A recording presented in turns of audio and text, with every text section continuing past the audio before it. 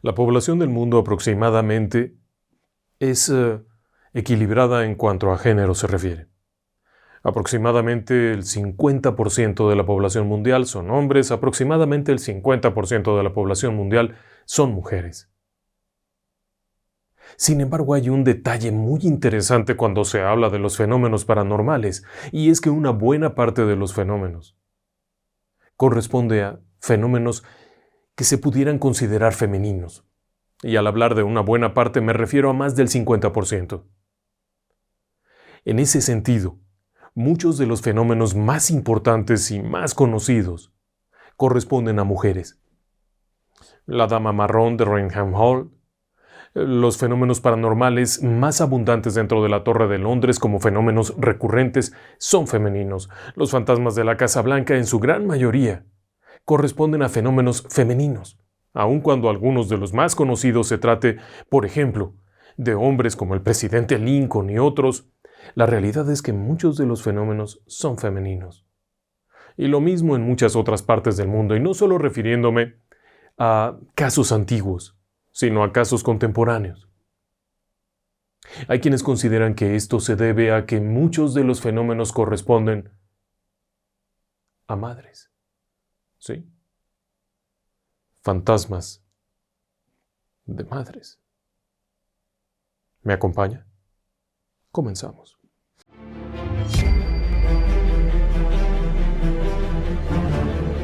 Relatos del lado oscuro. Fantasmas. Seres extraños. Sucesos inexplicables. Perversidad humana. Historias que otras mentes prefieren ignorar.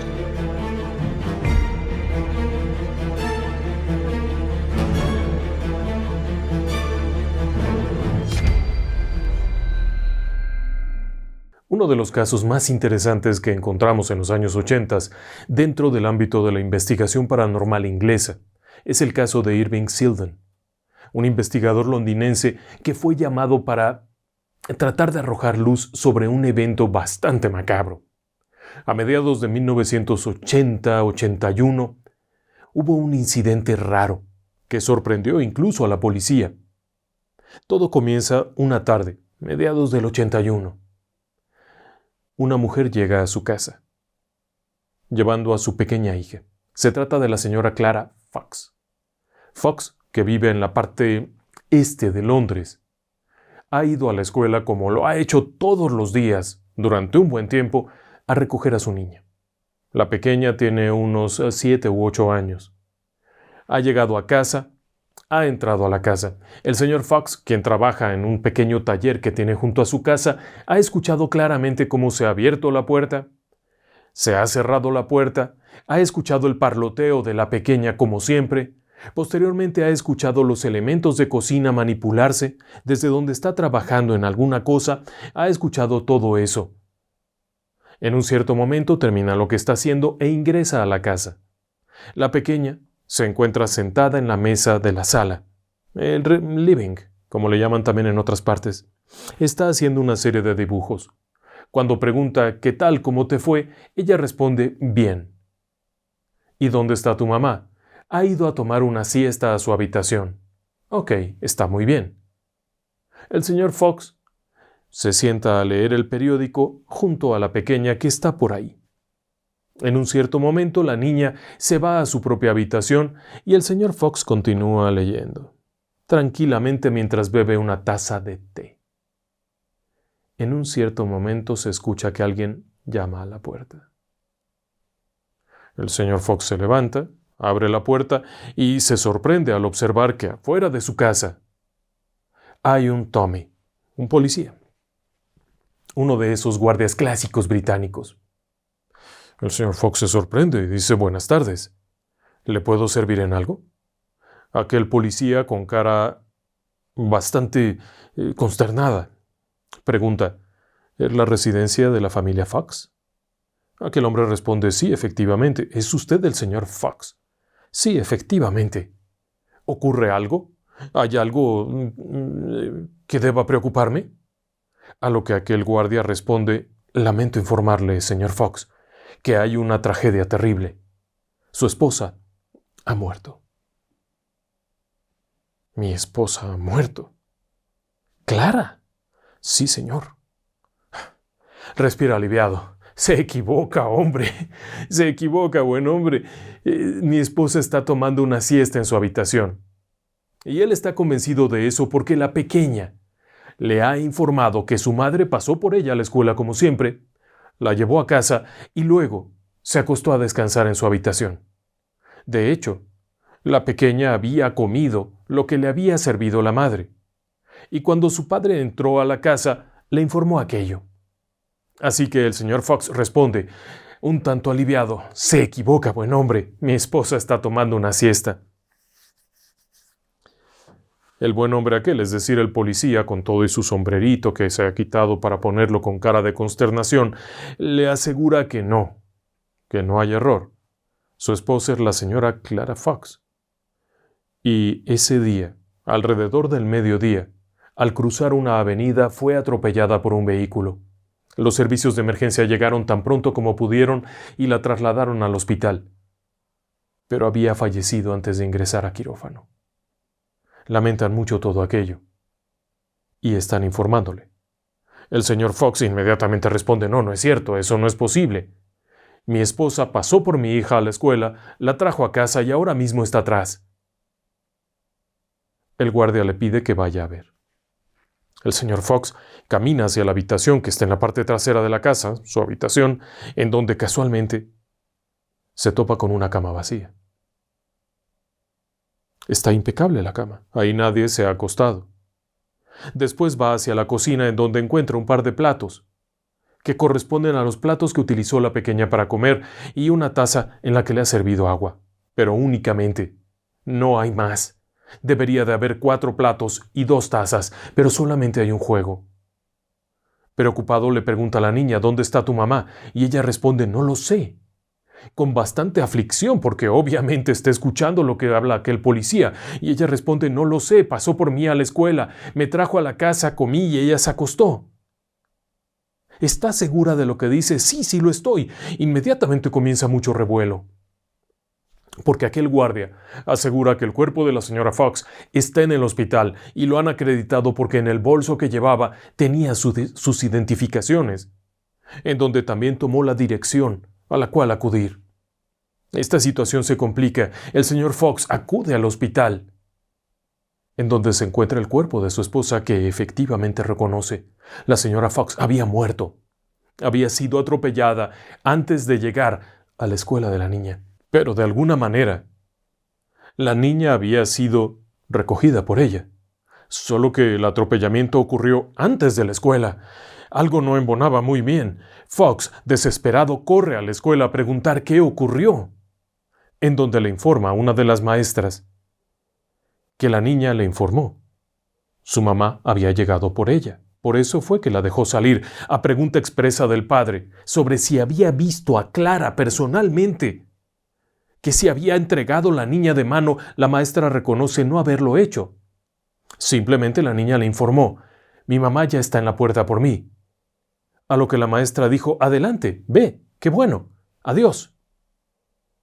La policía está sorprendida. Pero la maestra asegura que eso no es tan raro.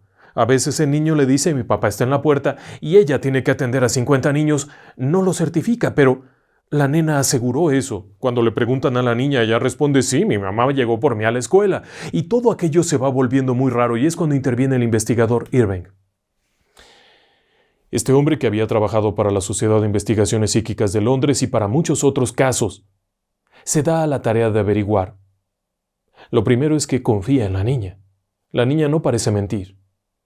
Pero hay un cuerpo, hay una persona muerta. Hay un sonido particular de una puerta que se abre. Hay un sonido particular de trastos en la cocina y hay una niña que asegura que su mami le ha servido la comida y la ha acompañado un momento antes de ir a dormir. Nada parece tener sentido. Si estaba muerta, ¿cómo es que ocurrió todo eso? Pero el señor Fox no la vio. La maestra no la vio. ¿Acaso solo la niña había visto aquel fantasma? ¿Se lo imaginó? ¿Acaso supo de la muerte de su madre y se había inventado todo este cuadro de la madre que pasa por ella? Todo era confuso hasta que Irving Sloane comienza a preguntar a las personas, preguntando primero a la maestra cómo fue todo aquello, y la maestra reconoce no haber visto a la señora, pero de hecho recuerda haber escuchado a la señora, por lo que no tuvo problema en liberar a la pequeña para que se fuera con su madre a su casa. Todo esto se vuelve tan raro hasta que de pronto, preguntando puerta por puerta, Irving Slayden se da con una mujer testiga del paso de la niña agarrada de la mano de la madre. Cuando le pregunta si la conocía, ella insiste en que no conoce a esa señora, pero casualmente reconoció la foto de la niña y la foto de la mujer en una bonita foto anterior en donde la madre y la hija están sentaditas juntas. Aquella mujer reconoce que sí, días atrás había visto pasar a esa mujer y a esa niña. ¿Cómo sabe que son ellas? Las recuerdo bien. La mujer se veía particularmente pálida. ¿Cómo es que las vio? Estaba yo afuera de mi casa, en mi pequeño jardín, recortando algunas flores y arreglando, cuando oí el canturreo de una niña que le hablaba mucho a su mamá.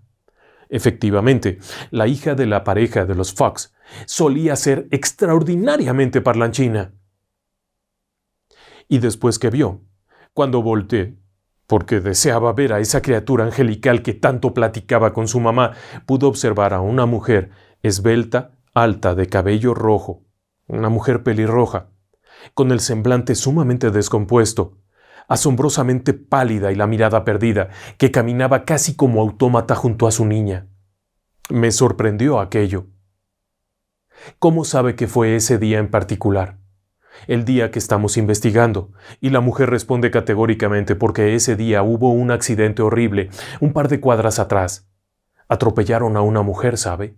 Y murió. Supimos todos que murió, un conductor ebrio. Se salió del camino y la embistió cuando intentaba cruzar la calle. ¿Oh, sí? Sí, fue terrible. Ese hombre subió a la banqueta, al arcén, y embistió a la mujer. Ah, ¿no fue ella la que cruzó? No, todos sabemos que no fue ella. Fue en un parpadeo, nos lo dijeron los policías. El asombro era enorme. La mujer no había relacionado que la persona que iba caminando con la niña era la misma persona que estaba atropellada abajo de un auto. Después de eso no hubo más avistamientos. Irving Slayden investigó a fondo.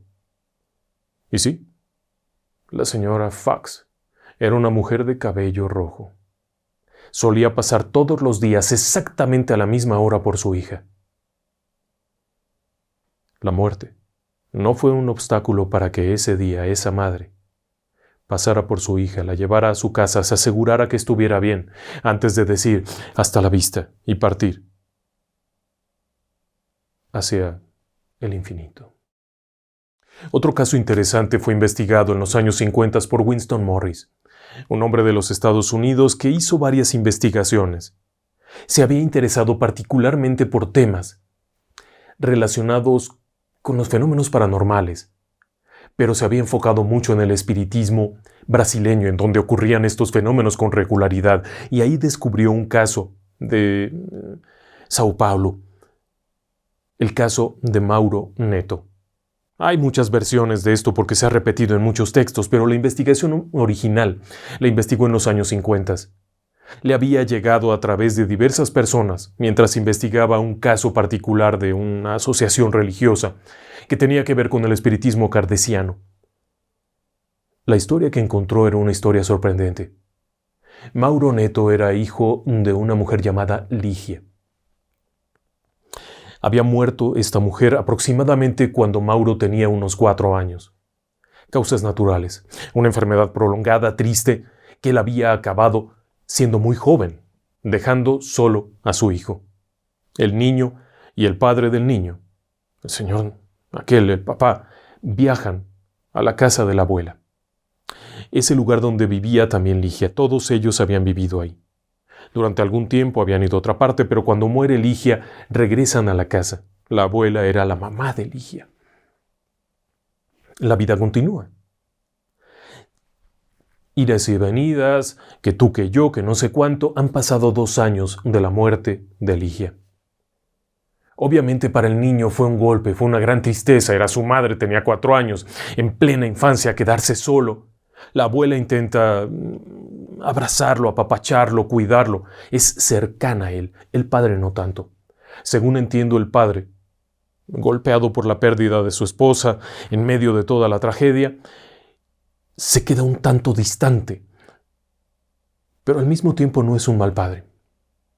La relación familiar no se explica muy a detalle, salvo por el hecho de que Ligia ha muerto 2 años atrás y todos viven en casa de la abuela, la madre de Ligia. Por cierto, casa en la que Ligia había vivido toda su infancia, su adolescencia, hasta que contrajo matrimonio. Todo va bien ahí.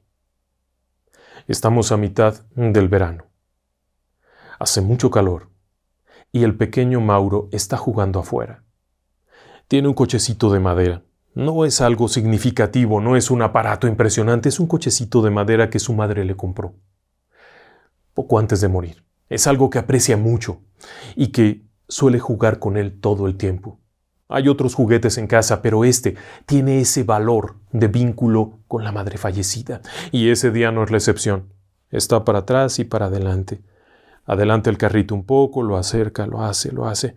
En un cierto momento, mientras está jugando, el carrito va para allá, junto a un balde vacío. Es un balde que se utiliza para el agua y escasamente tiene un pequeño espejo de agua. No está lleno, no, como dicen las otras versiones, cayó el carrito adentro y todo. No, simplemente está jugando allí, el carrito va a dar cerca del balde, el niño se acerca para tomar su carrito y cuando se agacha, alcanza a ver reflejado en el fondo del balde el rostro de su madre. Sonriente, contenta, lo está viendo. La mirada de aquella imagen en el fondo del balde con un pequeño espejo de agua es la mirada de una mujer contenta de ver a su niño jugando. El niño, sorprendido, levanta la cabeza para mirar hacia atrás de él. Es algo que instintivamente haría cualquiera, pero ahí no está. De inmediato baja la mirada y en el balde sigue estando el rostro de su madre. De inmediato corre para llamar a su abuela. La abuela viene corriendo, obviamente, pero ya no está el rostro. Ha desaparecido por completo. Cuando le platica esto a la abuela lo acaricia, lo apapacha un poco y le dice: creo que te lo imaginaste. Lo siento, hijo, pero creo que te lo imaginaste. La abuela es comprensiva. Recuerde usted que en el Brasil, el espiritismo kardeciano es una religión muy aceptada y muy conocida y de hecho practicada mayormente. Pero en ese momento no hay nada. 2 o 3 días. El niño ha seguido jugando en el mismo lugar y constantemente lo que hace es ir a ver el balde. En cuanto llega al patio, que es un área segura, es un área que está rodeada, en cuanto llega al patio, lo primero que hace es ir a ver el balde. Pero no ha visto aquello otra vez. Y lo repite hasta que de pronto un día regresa corriendo y encuentra el rostro de la madre viéndolo. No se mueve de ahí. Se queda viendo el rostro de la madre. Es tal el apego, es tal el afán, es tal el deseo que se queda ahí viéndolo y en eso la abuela que se acerca lo ha visto extraño. Lo ha visto con un comportamiento raro. Se acerca y en el momento que se acerca se desvanece el rostro. Pero algo alcanzó a ver la abuela. No dijo que no. El papá, por supuesto, dijo que eran puras tonterías. Que eso no podía ser. Que la madre había muerto y había muerto hace 2 años y que ya no había que fomentar eso y que no había que hacerle ilusiones al niño y no sé cuánta cosa más. Punto y aparte pasan los días. El padre se deshace del balde para que aquello no siga creciendo. Pero usted sabe que este tipo de cosas no dependen de un objeto particular. Un día está el niño afuera jugando otra vez, cuando de pronto, en una pequeña mancha, un pequeño espejo de agua que se ha formado en el piso, aparece el rostro de la madre. Otra vez, completo, sonriente, como brillante. De inmediato el niño grita: ¡mi madre! Y la abuela viene corriendo y la ve. Por primera vez la abuela puede ver el rostro de la madre muerta reflejado en ese pequeño charco de agua En ese pequeño espejo de agua que se ha formado, se queda ahí unos instantes, la madre la puede ver, la abuela la puede ver, llora de la emoción, pero antes de que pueda hacer nada, aquello se empieza a difuminar. Esto corrió como pólvora. En la cuadra, en el vecindario, todo el mundo comenzó a hablar de que Ligia se aparecía en el lugar. Era muy conocida.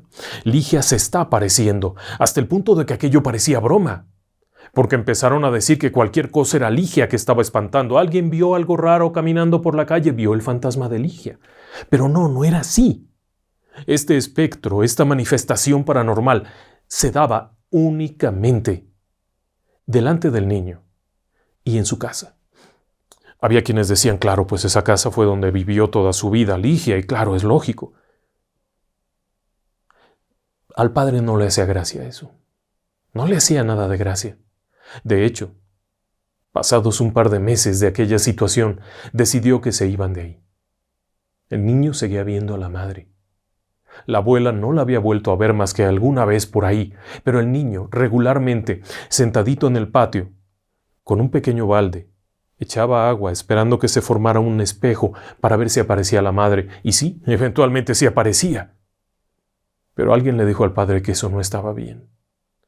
Así es que un día llenó las maletas y se fueron. La abuela se fue con ellos. La casa fue puesta en venta. Muy pronto se vendió. La persona que la compró inmediatamente se enteró del fantasma de Ligia, porque todo el mundo lo sabía, toda la colonia, todos los vecinos sabían de aquello, y alguno le decía, oye, ¿no has visto a Ligia? ¿No has visto al fantasma? Y siempre decía lo mismo, esas son tonterías, ¿cómo se les ocurre? Y no sé qué, y no sé cuánto, hasta que de pronto un día, el hombre está afuera, está haciendo algo, está pintando algo, no sé, arreglando una mesa, alguna cosa, cuando de pronto se levanta, hay un sol fuerte, es el sol de la tarde que da de lleno contra una barda que está allí pintada de blanco. El hombre se seca el sudor, voltea, y frente a él, en aquella barda, está el rostro de Ligia. El hombre sabía quién era Ligia, la conocía, la había visto. Está el rostro ahí, esa mujer con una sonrisa. Aquella sonrisa, el hombre se espanta mucho, así es que corre y trae un balde con agua y jabón y intenta limpiarlo, pero no se quita. No se quita. Un rato después, ya, se quitó, se fue, solo. Espantados, al día siguiente están pendientes y vuelve a aparecer. Y se corre la voz por todas partes que se volvió a aparecer Ligia. Pero ahora su mirada no era la misma. A decir de aquellas personas que le confiaron al doctor Morris sus experiencias, el rostro había cambiado. Tenía un rostro un tanto preocupado, triste, enojado. No era el rostro sonriente que había reportado el niño tantas veces o el rostro sonriente que había visto la abuela reflejado en el piso. Este rostro era un rostro diferente. Se veía alterada. Aquel hombre volvió a intentar borrarlo de mil formas, pero no se quitaba. Entonces, consiguió un balde de pintura negra y comenzó a pintar la pared, poco a poco, hasta que la tapó completamente. Y entonces la imagen no apareció. Cuando Morris preguntó si había notado alguna otra cosa, aquel hombre respondió sí. Conforme iba pintando aquella pared, pude distinguir que el rostro cambiaba. Se iba convirtiendo en un rostro triste. Juraría que hasta la vi llorar. Ahora déjeme que lo traiga a México. Aquí la historia es tremenda. Por todas partes que vaya usted, hay historias de guerras, de batallas, de muertos. Por eso no es tan raro que ocurran este tipo de historias. Pero también fue un lugar en donde había mucha opresión, muchos abusos, la gente poderosa en ciertas épocas oprimía a los otros. Bueno, ¿qué le platico? Esta historia se ubica en el Estado de México, en una zona más allá de una población conocida como Jilotepec, y se ubica a principios de los 60. Una familia visita a un sacerdote en la Ciudad de México para pedirle su ayuda. Aquel sacerdote de apellido de la Torre, según decían, era un hombre carismático de esos que imponían manos, liberaba personas, bendecía hogares y cosas de esas. La familia que ha llegado es una familia de la comunidad, cercana a esa iglesia y muy cercana al sacerdote, gente que participa en la iglesia todo el tiempo, gente de la adoración nocturna, todo, gente de la vela perpetua. El sacerdote les dice que sí, que con mucho gusto, en lo que él pueda ayudar, pero no es para ellos. Y es cuando le platican una historia de familia. Unos parientes suyos tienen ranchos, tienen diversos ranchos, en Tlaxcala, en Hidalgo, y habían comprado una propiedad en ese lugar, allá adelante de Jilotepec, que es una comunidad lejos de la Ciudad de México. Allá habían ido a comprar un rancho. ¿Quieren que vaya yo a bendecirlos? Según contaban, dijo el sacerdote. Con mucho gusto. Ustedes díganme y vamos allá y vamos, claro que lo bendecimos para ustedes con todo gusto. No. Entonces, ¿qué ocurre? Y es cuando le platican la historia completa. Resulta que la familia aquella era una familia de rancheros. Tenían diversos ranchos. Tenían en Huamantla, Tlaxcala, tenían en Hidalgo, tenían por aquí, por allá, lecherías, campos. Y un buen día alguien les ofreció una propiedad a un precio muy razonable en esa zona, allá. Fueron a verla y les pareció bien. Era una extensión razonable, no sé, 50, 60 hectáreas. Tenía una construcción grande, una casa, más o menos al centro, en una zona elevada, desde donde se podían ver todos los campos. A lo lejos el caminito por donde llegaba estaba muy bien, tenía unas bardas grandes. Era una casa vieja, era una casa probablemente del mediados del siglo XIX, pero estaba bien. O sea que tendría más de 100 años, pero estaba bien. Era triste ver cómo estaban las tierras. Según narraban, las tierras se veían muy abandonadas, muy descuidadas. Para un rancho que tenía riego, o sea que se podía regar las cosechas, no era lógico que estuviera así. Cuando preguntaron, antes de comprarlo, por qué pasaba eso, las personas les confiaron un secreto. Y es que no querían vivir ahí. Desde que llegaron no se sintieron a gusto. Pero no dijeron por qué. Así es que no habían vivido en el rancho y lo habían dejado a cargo de gente de la zona que pagaba medieros, aparcieros. Pero ahora ya había que venderlo, necesitaban el dinero. La explicación no era del todo amplia, pero estaba bien. Compraron el rancho. La casa estaba no destruida, estaba en buenas condiciones. Una casa con 100 años, de esas de muros gruesos, techos de vigas, con sistema de bóveda catalana, grandes ventanas. Adentro había un corralito, cosas así. Se podía vivir, pero había que darle mantenimiento. Así es que comenzaron por darle mantenimiento, limpieza, que tú que yo. Uno de los hijos de aquella familia, que ya era gente grande, que también trabajaba en los ranchos, se fue para allá a hacerse cargo de eso junto con su esposa y 2 niños pequeños, de 2 y de 4 años. Las cosas comenzaron a funcionar muy bien muy pronto. Este hombre se levantaba a las 4 de la mañana para correr el riego, para ver que todos los trabajadores estuvieran, trajeron tractores, trajeron equipo, aquello comenzó a funcionar. La casa se pintó muy bien. Era una casa que tenía varios espacios, así como corriditos. Tenía donde estaba, le llamaban ellos el despacho, donde llegaban los trabajadores a hablar con el dueño, se guardaban ahí notas, compras, todo eso. Luego seguía una especie de sala, el comedor, la cocina, la antigua. Luego afuera del otro lado estaba la cocina de humo para las tortillas. Ahí se hacían las tortillas a mano, una cosa riquísima. Luego venían unas escaleras, la parte alta, en donde estaban las habitaciones, el baño. Luego había por ahí unas bodegas, cosas así. El centro era un patio, que en alguna época sirvió para que llegaban con el caballo y ahí lo amarraban, pero bueno, ya no había caballos. Estaba ese patio que servía para poner ahí cosas y demás. ¿Cuál era el problema? El problema es que la casa estaba encantada, embrujada. Aquella gente, los que habían vendido la propiedad, no les habían querido decir eso. Simplemente les dijeron que no se sentían a gusto. Pero resulta que en la casa no se podía estar porque había fantasmas. Y se dieron cuenta de eso muy pronto y de una manera horrenda. Según contaba la señora de la casa, la mamá de los chiquillos, una noche, después de haber estado viendo con su esposo cosas del rancho, papeles, llenando notas, lo que fuera, los chicos ya estaban arriba durmiendo. Es un lugar muy seguro, grandes paredes, solamente una puerta. Así es que los acostó y bajó a trabajar con el marido, a prepararle un café. Cuando ella sube a echarles un vistazo, Conforme va subiendo la escalera, alcanza a ver la puerta de los chicos medio abierta, la camita, ahí están acostaditos, y una mujer parada aquí. Una mujer parada junto a la cama de sus niños. No había nana. No había nana. No había nadie que se quedara ahí en las noches. Los trabajadores tenían casas al lado y la nana dormía allá. Allá tenía su casa. Así es que ella, cuando ve eso, se queda helada. Lo primero que piensa es, se metió alguien. Como es un rancho, se fueron sobre los niños del patrón. Lo primero que piensa es eso, vienen a hacerle daño a los niños, pensando quizá que solo se iban a robar, no lo sé. La mujer toma lo primero que puede y se le lanza como fiera a eso que está allí, pero cuando entra, apenas moverse eso, se difumina en medio de la oscuridad, como si avanzara hacia la pared y se difumina. La mujer bajó dando de gritos con los niños en los brazos, horrorizada. Tuvieron que mandarla fuera. La mandaron de regreso al rancho que tenían en Huamantla, por allá, donde estuviera más tranquila, porque entró en una crisis de nervios. El marido no le creía. Él había estado de madrugada muchos días, no había visto nada, no creía.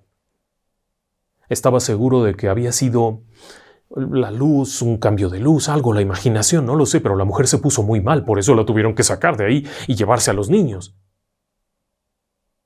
Y entonces al marido también le pasó. Una noche, después de haber estado en el despacho haciendo muchas cosas, va a salir del despacho para caminar hacia la sala y de ahí irse hacia las escaleras, cuando frente a él, apenas cruzar la puerta del despacho, todavía apagando la luz, pero con la luz que entraba por la ventana y eso, puede ver claramente a una mujer, alta, cabello negro, vestida de blanco, avanzando, caminando lentamente, cruzando toda la habitación, yéndose hacia el fondo de la casa. Este hombre se queda así, no hace ningún ruido. Pero al día siguiente comienza a preguntar. Y comienza a preguntar si alguien sabe algo de la casa, si alguien conoce, pero no quiere decir el qué. Porque se imagina que ahí donde está el muerto está el tesoro. Aquí en México se dice, el refrán es, donde chilla el muerto está el tesoro. Y le brillan los ojitos pensando en el tesoro, porque el rancho era de su familia, no de él, de sus padres. Así es que quizá con un tesoro y la mente humana comience a lucubrar cosas. Así es que se dispone durante las noches siguientes a estar ahí sentadito, esperando ver pasar a la muerta. No le ha dicho a nadie. Está sentadito hasta que de pronto un día, moviéndose, aparece aquello, atravesando, como si fuera cruzando una puerta que no está abierta, está cerrada la puerta, una puerta de cristales y madera, pasa, avanza y se va como si fuera a la habitación donde duermen los niños, que ahora ya no hay niños porque se los llevaron, como si fuera para allá a buscar, luego alcanza a ver del otro lado. Por más que ve, no distingue. No sabe de dónde sale ni a dónde va. Se vuelve tal la obsesión que el tipo empieza a volverse loco, hasta el punto en el que en una visita de los padres es tal la obsesión que no para de hablar de eso, del fantasma y de buscar el dinero y no sé cuánto. Bueno, tuvieron que venir los hermanos y el padre a quedarse con él en la casa. Y entonces la vieron, los cuatro. Él les decía, no estoy loco, no estoy loco. Vieron aparecer aquello, como si el viento la moviera un poco, como rara,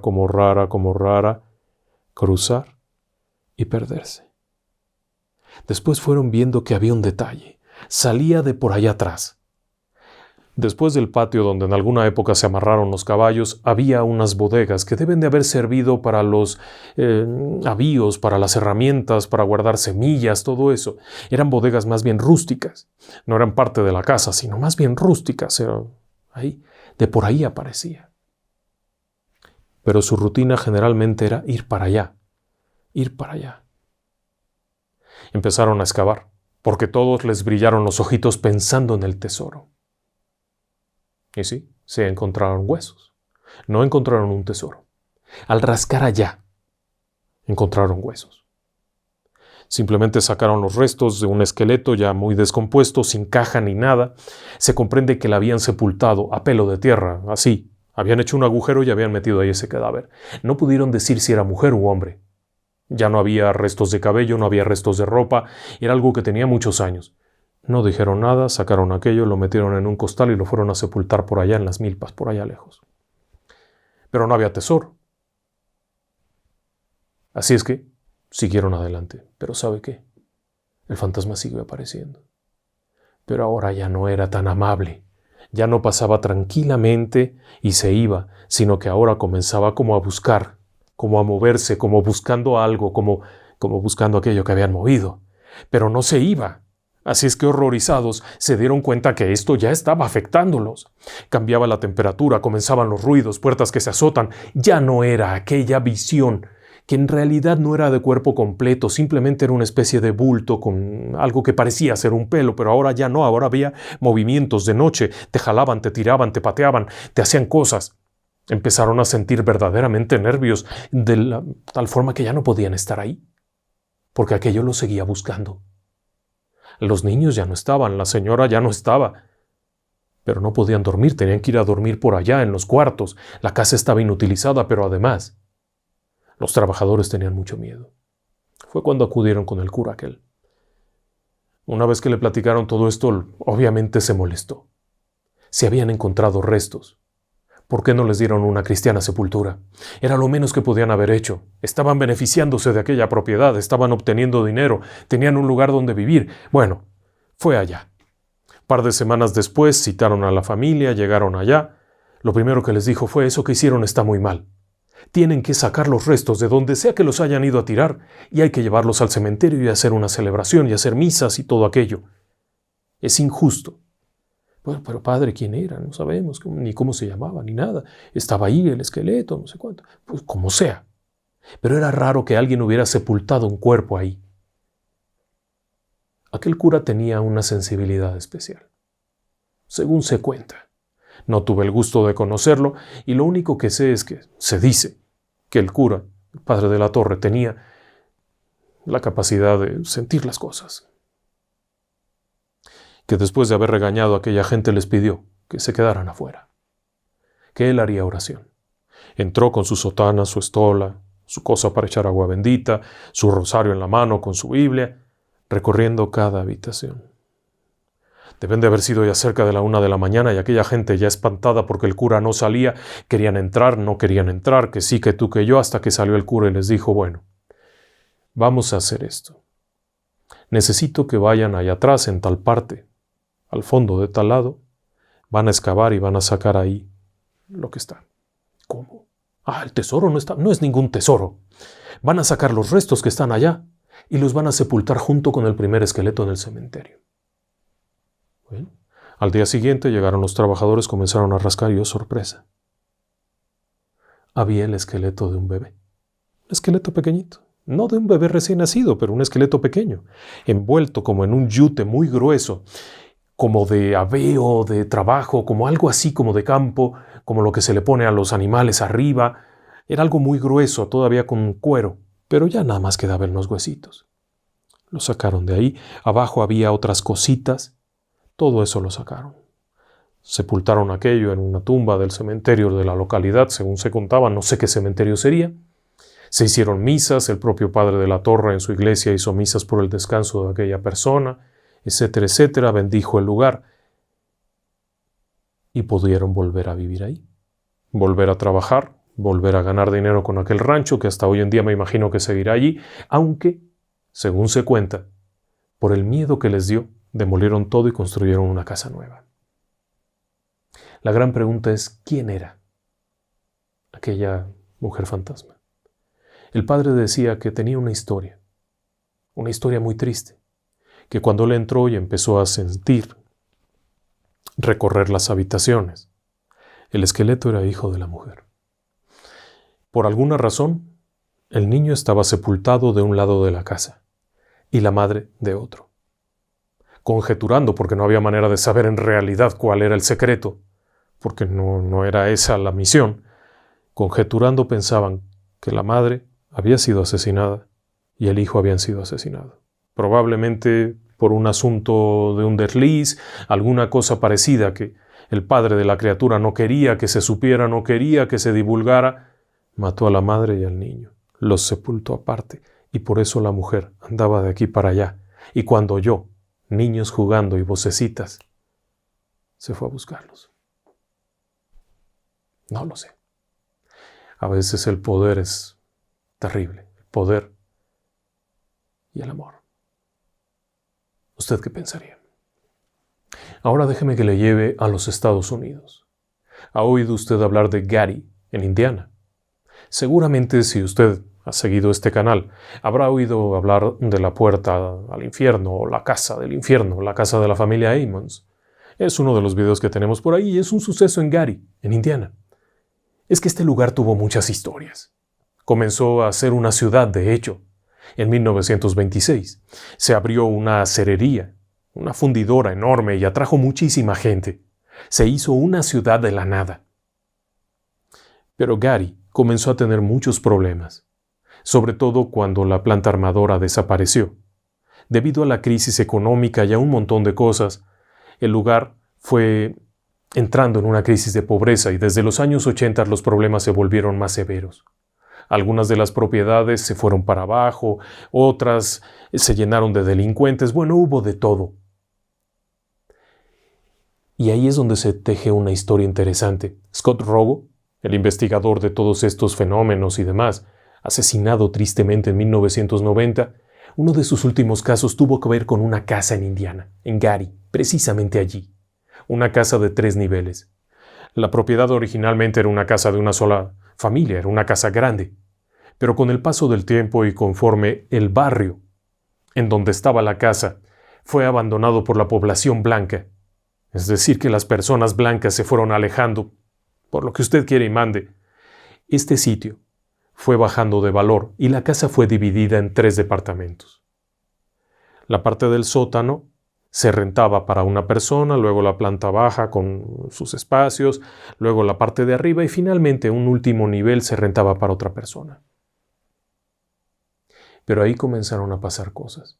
Una familia que llegó a trabajar en los últimos días de la armadora comenzó a vivir una experiencia aterradora, cuando su hija comenzó a ser poseída por un espíritu que no sabían de dónde había salido. La chica de unos 14 años, Louise, comenzó a exhibir fenómenos raros. Todo comenzó con estos pequeños espacios en los que se le veía ausente. De pronto Louise, que era una chica joven, 14 años, muy activa, que iba a la escuela, venía, jugaba, reía, una chica afrodescendiente de cabello chino, grandes ojos y sonrisa hermosa, de pronto se quedaba abstraída. No contestaba. Si alguien le hablaba, no contestaba. Se quedaba como viendo hacia el infinito. De pronto comenzaba a moverse, como raro, como lento, como si fuera otra persona, empezaba a moverse. Era una cosa muy rara, la llevaron con el médico y no encontraron nada. Consideraron que era un problema nervioso. Después, la clásica historia de una especie de problema depresivo. Después, una especie de esto, de aquello, problemas hormonales, que tú, que yo. Pero la chica fue evolucionando. Hasta que de pronto actuaba completamente diferente. Hablaba de forma completamente diferente y hasta con una voz horrible. En un cierto momento, Louise ya no respondía a su nombre, pero hablaba con toda suerte de majaderías, de forma ofensiva completamente, y sobre todo de forma ofensiva, en un sentido racista. Obviamente toda la familia de Luis eran afrodescendientes, personas de cabello chino, tez oscura, grandes ojos, hombres grandototes. Y de pronto, la mujer esta, Luis, con 14 años, comenzaba a proferir toda suerte de insultos de carácter racista hacia su propia familia. Pero al mismo tiempo se fueron percatando de una serie de sonidos que venían del departamento de arriba. Como le expliqué, la casa estaba dividida. Al principio, no sintieron que aquello fuera grave, pero al mismo tiempo que Luis comenzaba con esta actitud en el piso de arriba, se empezaban a escuchar cosas feas. Una mujer que grita, niños que lloran, cosas que caen, cosas que se arrastran. Aquello era una locura, muy feo, sobre todo para una familia que estaba teniendo problemas con su hija adolescente. Esta chica con problemas de identidad, con esta sensación rara que daba como de de transmitir esta energía negativa, esta cosa fea, y luego aquella gente del piso de arriba que no paraba de tirar cosas, de gritar, de jalar, de llorar los niños. A veces se oían gritos verdaderamente horribles hasta que un día el padre de familia toca la puerta fuertemente. O se detiene o llamo a la policía. Todo se quedó callado. Se lo advierto, es la última vez que quiero escuchar eso. Lo que sigue es que llame a la policía y a servicios de salud y al servicio de niños, y que vengan por usted. Entiéndalo. Aquel hombre se quedó muy molesto. Regresó y un instante después su hija comenzó otra vez, profiriendo toda suerte de insultos, de una forma tan rara. Parecía como si tuviera relación con aquel altercado del padre con el departamento de arriba. 2 o 3 noches después, vuelven a escuchar esos ruidos horribles. Los gritos, el jaloneo, los niños, como que lloran, como que gimen, como que triste, una cosa tan fea, hasta que finalmente el padre marca por teléfono y pide la intervención de la policía. Es una zona fea. La parte que se quedó, esa casa, era una zona en donde no muchos policías querían entrar. Había varias casas ya abandonadas, había problemas, toda la zona se había convertido en una zona peligrosa. Pero finalmente llegan los policías. Cuando llegan allá, golpean a la puerta fuertemente y nadie abre. El padre de familia, el papá de Luis, les explica que allá dentro pasó esto, que ha oído gritos, que todo el tiempo golpean y maltratan a unos niños, que no sé cuánto. El policía no sabe qué contestarle, pero no va a tirar la puerta porque para eso necesita una orden y en ese momento no se oye nada. Si no hay la presunción de un crimen, no puede intervenir y se va. El padre de Luis pide hablar con la dueña de la casa, la persona que les ha alquilado. Cuando la mujer va a verlos, esa tarde que llega a verlos, el padre de Luis le explica que están teniendo un problema con su hija, que se ha sentido mal últimamente y que no puede estar tranquila, no puede encontrar la paz porque en el departamento de arriba todo el tiempo la mujer de arriba, la vecina, golpea a los niños y les grita y les dice barbaridades. La mujer aquella se queda muy sorprendida. Dice, pero eso no puede ser. Pero claro que puede ser. Si usted estuviera aquí lo oiría también y sabría que no le estoy mintiendo. No puede ser porque el departamento está vacío. Aquella mujer le pide que la acompañe. Abren la puerta y adentro no hay nada. No hay muebles, no hay camas, no hay nada, no hay personas. La familia decide irse en ese mismo momento. Toma sus maletas y se van. 2 días después, Luis está como si nada. Y es cuando escuchan a Scott Rogo en un programa de radio dando una charla, una plática, y lo contactan para contarle su historia. Scott Rogo daría cierto seguimiento a la casa. No pudo culminar la investigación. Le fue arrancada la vida. Pero sí lograría saber un detalle muy macabro. No lo pudo comprobar al 100%, pero el detalle macabro es que en esa casa había habido un crimen terrible. Un filicidio. Una madre que mató a sus hijos. Lo que habían escuchado aquellas personas, los padres de Luis, y lo que más les preocupaba es, ¿Luis estaba siendo poseída por aquel macabro espíritu? No lo sabemos. La historia se termina ahí. Al igual que este programa. Muchas gracias. Buenas noches. Y que descansen en paz.